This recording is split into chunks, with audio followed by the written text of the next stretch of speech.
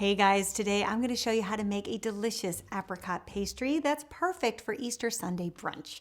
What I love about this recipe is that you can do the whole thing ahead of time and then all you have to do is bake and serve. How easy is that? Let me show you how to put them together.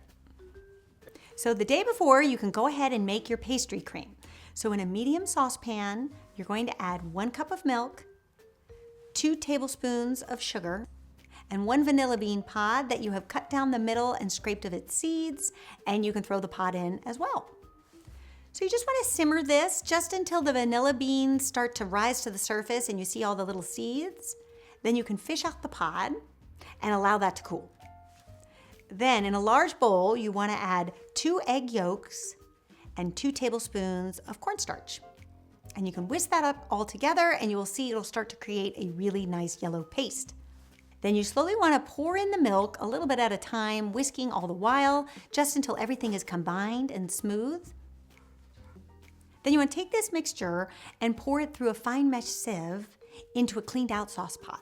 And then you're going to heat this on medium-high, just whisking all the while until it starts to thicken, and then keep going until you have the consistency of like a pudding. Then you can turn off your heat and add a tablespoon of butter and whisk that in. There, how easy was that? Your pastry cream is all ready to go.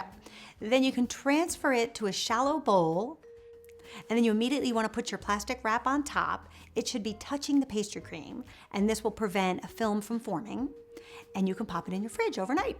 Now, because these pastries don't take very long to bake, it's only about 20 to 25 minutes, we are going to be working with canned apricots because they're really tender and they just work a lot better than the fresh apricots. And then you want to work with a floured surface, and this is how we are going to assemble the pastries.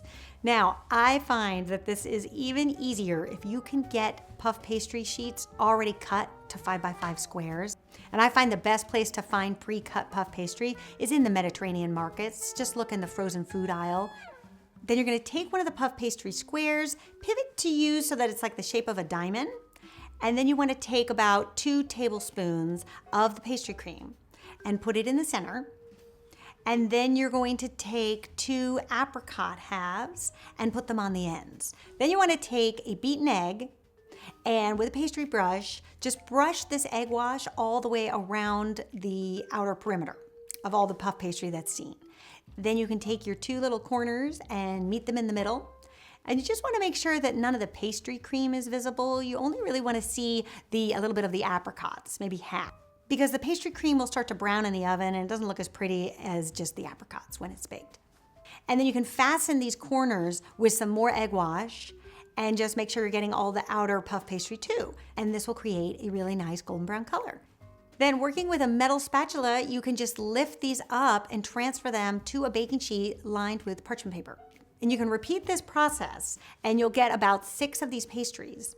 Then at this stage, you can cover these with some foil, kind of tent it so that the foil doesn't actually stick to the pastry. Pop it in your fridge and you are all ready to go for tomorrow.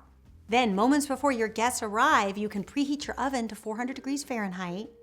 And you are going to bake these off for about 20 to 25 minutes, just until they're puffed up and golden brown. And then while they're in the oven, you can heat up a 1/4 cup of apricot jam, just in a little saucepan. And you want it just to melt and become liquefied. And then once they come out of the oven, you can brush each one with the jam. And it's really pretty to do the pastry and the apricots so that they're nice and shiny.